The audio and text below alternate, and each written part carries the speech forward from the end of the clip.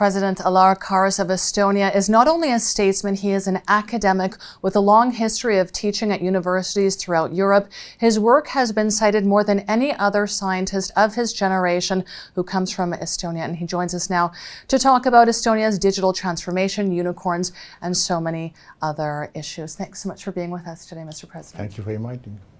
Now, Estonia's public services, 99% of them are available 24/7. The UN ranks Estonia in third place in terms of being digitally advanced among its 193 member nations. Tell us about Estonia's digital transformation drive. Well, it has been a long journey. Well, actually not that long, a bit more than 20 years. But yeah, it started because our leadership was digital-minded, and proper. It's one reason, and it started. Another thing is that our school system is extremely good in sense of IT teaching, and third thing is probably that we have IT, which is compulsory. That means everybody has a digital ID or ID which is compulsory for every person. So we started this quite early, as I mentioned, and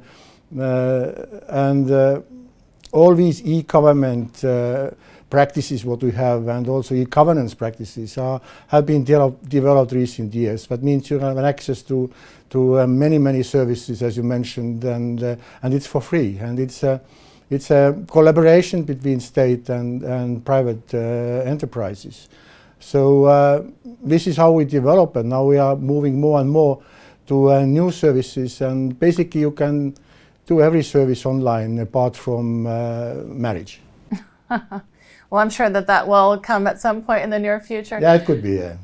With 8 unicorns, Estonia has the highest number of unicorns per capita of any country in the world.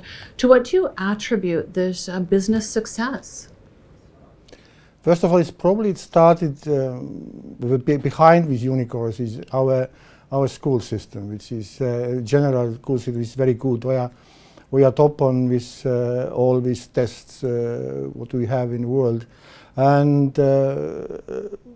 this is a basis. And then we also have number of applied IT schools, and our environment is extremely good. So we ended up something like 8-9 unicorns at the moment. And hopefully we will develop from this point. So there are several reasons why we are extremely good at that. So, and startups growing, and even myself, when I was at the university, a professor, I started a new company. So it's very handy and very easy to start a company in Estonia. So great ease of doing business in Estonia. Yeah. And I realize that Estonia has a very innovative e-residency program where anyone, regardless of where they are from in the world, can be an e-resident of Estonia. Tell us a little bit about this unique program. Yeah, that's correct. We were the first one, but now we see already other countries trying to making attempts to make similar things. But there are around already 90,000 residents in this system. And it makes for people very handy to start up a business in Estonia, all these services and tax system. You have digitally signatures. So everything is very handy for starting a business. And as I said, 90,000 people already started the business in Estonia, and you are in the European Union. That means you have all the advantages having a business doing a business in the European Union.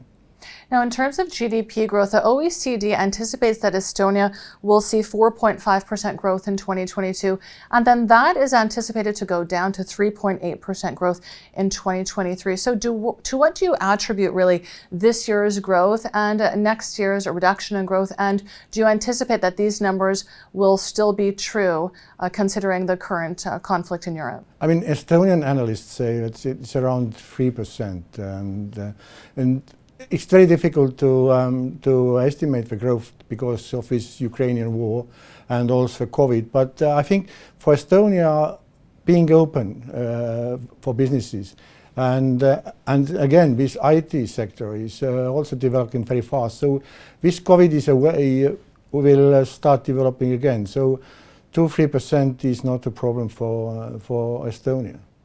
We see Estonia standing strongly by Ukraine, and you've been very vocal about your support for Ukraine also as a NATO member since 2004. Tell us, what do you expect in the days and the months ahead? It's extremely difficult to predict because we don't know what's going to happen. It's a very sad story, this aggression to Ukraine. So we see already refugees coming from Ukraine to neighboring countries as well as to Estonia. And I have been talking to these people, so it's terrible. So we do hope that it will stop pretty soon, and we give all humanitarian aid and also military aid and political aid to Ukrainian people, because it's not only Ukrainian and European problem, it also reaches here to this region as well. President Alar Karis of Estonia, thank you so much for joining us today. Thank you.